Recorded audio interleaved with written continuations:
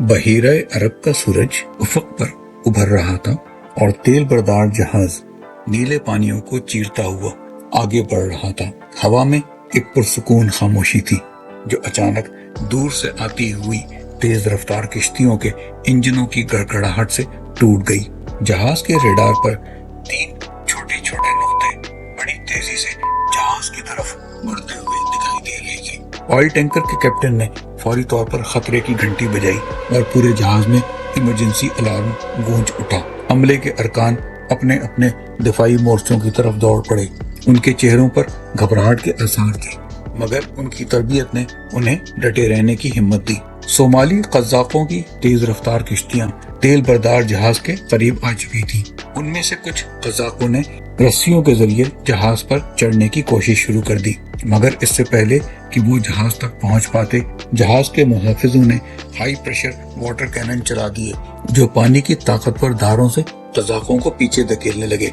जहाज के of duty अमले ने कप्तान के हुक्म से फौरी तौर पर सेफ रूम के तमाम दरवाजे मजबूती से बंद कर दिए। उन्होंने हवा में फ्लेयर्स छोड़े और एक सैटेलाइट डिस्ट्रेस सिग्नल भेजा जो फौरी तौर पर करीब में मौजूद बैनुल अक़वामी बहरी बेड़े तक पहुंच गया। ऑयल टैंकर के कैप्टन ने जहाज की रफ्तार तेज कर दी ताकि जहाज की पैदा करदा लहरों की वजह से कज़ाक अपनी किश्तियों पर कंट्रोल न रख सकें और उनके लिए जहाज पर चढ़ना मुश्किल हो जाए। कुछ ही मिनटों में दूर से बहरी जहाजों के सायरन सुनाई देने लगे। यूरोपीय यूनियन का बहरी जहाज ESPS विक्टोरिया अपने हेलीकॉप्टर के साथ वाकई की जगह पर पहुंच गया। हेलीकॉप्टर ने कज़ाकों की किश्तियों के आगे गोलियां चलाकर उन्हें रोकने की कोशिश की। इसके साथ ही भारतीय बहरिया का जंगी जहाज INS मुंबई भी मैदान में आ गया। उसके बहरी कमांडोज ने कज़ाकों की किश्तियों को घेरे में ले लिया। कज़ाकों ने जब खुद को बैनुल अक़वामी बहरिया के घेरे में पाया तो उन्होंने हथियार डाल दिए। पूरा अमला जहाज के डेक पर जमा हो गया और अपने बचाव पर शुक्र अदा किया।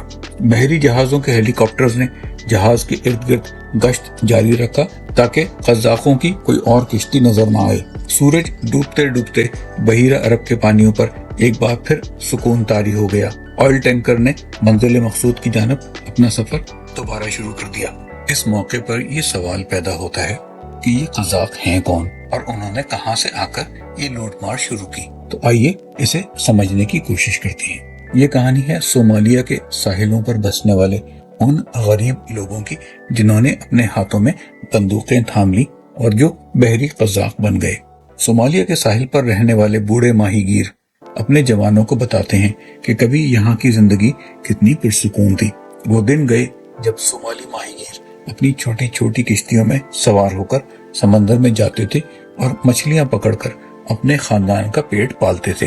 फिर वो दिन आया जब बैनुल अक़वामी माहीगीरी के जहाजों ने सोमाली समंदरी हुदूद में घुसना शुरू कर दिया। ये जहाज जदीद तरीन टेक्नोलॉजी से लैस थे और उन्होंने सोमाली माहीगीरों की रोजी रोटी छीन ली। वो टनों के हिसाब से रोज मछलियां पकड़ते, यहाँ तक कि समंदर मछलियों से खाली होने लगा और गरीब मछुआरे अपनी रोज की रोजी रोटी को भी तरसने लगे। एक सोमाली माहीगीर कहता है कि हमने देखा कि हमारी मछलियां हमसे छीनी जा रही हैं, हमारे बच्चे भूखे मर रहे हैं और हमारे पास कोई चारा नहीं था। फिर एक मुसीबत और आन पड़ी। साल था 2004। सोमालिया के एक छोटे से साहिली गांव में अचानक अजीब वाकयात रूनुमा होने लगे। एक सुबह लोगों ने देखा कि समंदर का पानी अजीब रंगत इख्तियार कर चुका है। पानी में अजीब सी बू आ रही है। लोगों की आंखें जलने लगी। कुछ ही हफ्तों बाद गांव में बीमारियां फूट पड़ी। बच्चे अजीब व गरीब पैदाइशी नकाइस के साथ पैदा होने लगे। बूढ़े लोग दिल की अजीब बीमारियों में मुब्तला होने लगे। लोग समझ नहीं पा रहे थे कि ये क्या हो रहा है।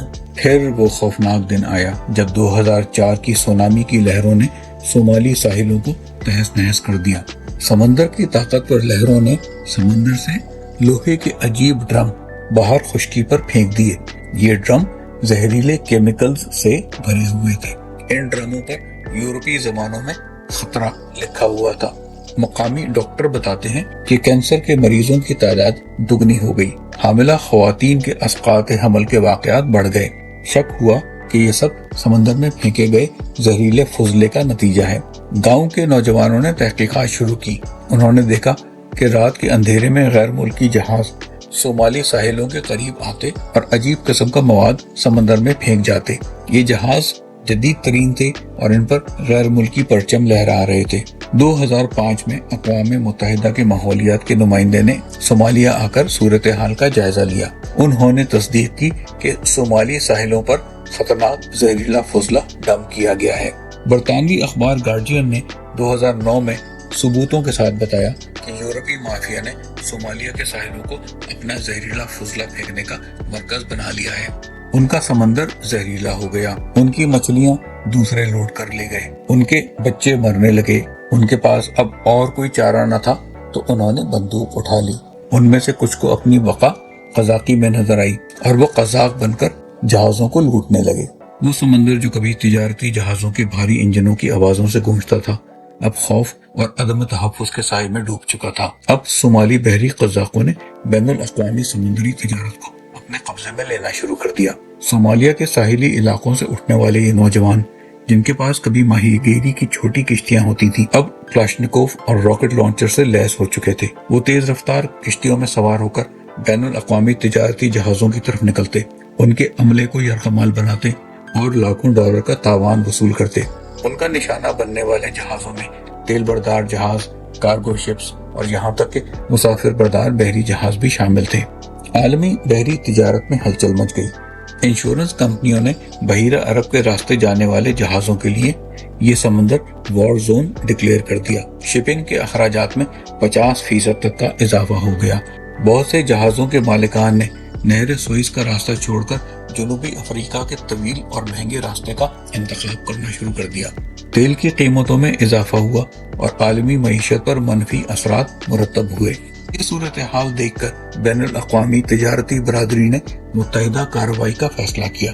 اقوام متحدہ کے سلامتی کونسل نے صومالیہ کے پانیوں میں بحری گشت کی اجازت دے دی۔ نیٹو، یورپی یونین اور دیگر ممالک کے جنگی جہازوں کا ایک طاقتور بیڑا بحیرہ عرب میں گشت کرنے لگا۔ یہ جنگی جہاز ہیلی کاپٹر اور ڈرون سے لیس تھے۔ وہ مسلح بحری گشت کرتے، مشتبہ کشتیوں کو روکتے اور قزاقوں کے حملوں کو ناکام بناتے۔ بین الاقوامی بحریہ نے تجارتی جہازوں کو حفاظتی تدابیر اختیار کرنے کی ہدایات جاری کر دی۔ جہازوں نے اپنی رفتار بڑھا دی، خطرناک علاقوں میں کانوائے کی شکل میں سفر کرنا شروع کر دیا۔ کئی ممالک نے اپنے تجارتی جہازوں پر مسلح محافظ تعینات کرنے شروع کر دیے۔ یہ محافظ پیشہ ورانہ تربیت یافتہ تھے جو قزاقوں کے حملے کو ناکام بنا سکتے تھے۔ انہوں نے ہائی پاور واٹر کینن اور دیگر جدید ہتھیاروں سے قزاقوں کی کشتیوں کو جہازوں سے دور رکھا۔ جہازوں کے حصوں پر ہائی وولٹیج کی بجلی کی باڑ لگائی جانے لگی۔ یہ باڑ کسی بھی غیر قانونی طور پر چڑھنے کی کوشش کرنے والے کو بجلی کے جھٹکے سے بے بس کر دیتی تھی۔ جہازوں کے اہم حصوں پر مضبوط تالے لگا دیے گئے اور برج تک پہنچنے والے تمام دروازوں کو فولادی شٹر سے سیکیور کر دیا گیا۔ جہازوں میں جدید ترین وائرلیس سیکیورٹی سسٹم نصب کیے گئے۔ موشن سینسرز نے جہاز کے ارد گرد کسی بھی غیر قانونی حرکت کو نوٹ کرنا شروع کر دیا۔ نائٹ ویژن کیمرے رات کے اندھیرے میں بھی جہاز کے ارد گرد ہونے والی ہر حرکت پر نظر رکھتے تھے۔ ان کیمروں کی فوٹیج سیٹلائٹ کے ذریعے براہ راست شپنگ کمپنیوں کے ہیڈ کوارٹرز تک پہنچتی تھی۔ ایک اور اہم ایجاد لانگ رینج اکوسٹک ڈیوائس تھی۔ یہ ڈیوائس ایک ایسی طاقتور آواز پیدا کرتی تھی جو انسانی سماعت کی حد سے باہر تھی اور یہ حملہ آوروں کو کنفیوز کر کے انہیں راستہ تبدیل کرنے پر مجبور کر دیتی تھی۔ یہ ڈیوائس خاص طور پر کامیاب ثابت ہوئی کیونکہ یہ انسانی جان کو خطرے میں ڈالے بغیر قزاقوں کو روکتی تھی۔ جہازوں کے عملے کی تربیت میں بھی انقلاب آ گیا۔ اب ہر جہاز کے عملے کو باقاعدہ حفاظتی تربیت دی جانے لگی۔ انہیں سکھایا جانے لگا کہ حملے کی صورت میں وہ کس طرح سیف روم میں پناہ لے سکتے ہیں جہاں سے وہ محفوظ رہتے ہوئے جہاز کو کنٹرول کر سکتے تھے۔ ایمرجنسی موقعوں کے لیے جہازوں میں جدید ترین مواصلاتی نظام نصب کیے گئے۔ سیٹلائٹ فون، ایمرجنسی بیکنز اور آٹومیٹک ڈسٹریس سگنلز نے جہازوں کو دنیا کے کسی بھی کونے سے فوری طور پر مدد طلب کرنے کے قابل بنا دیا۔ ان تمام اقدامات کا مجموعی نتیجہ یہ نکلا کہ بحری قزاقوں کے حملوں میں نمایاں کمی آئی۔ دوسری طرف بین الاقوامی برادری نے اس مسئلے کی سنگینی کو سمجھا کہ صومالی قزاقوں کی کارروائیوں کے پیچھے صومالیہ کی ناکام ریاست، عالمی بے حسی اور معاشی مجبوریاں ہیں۔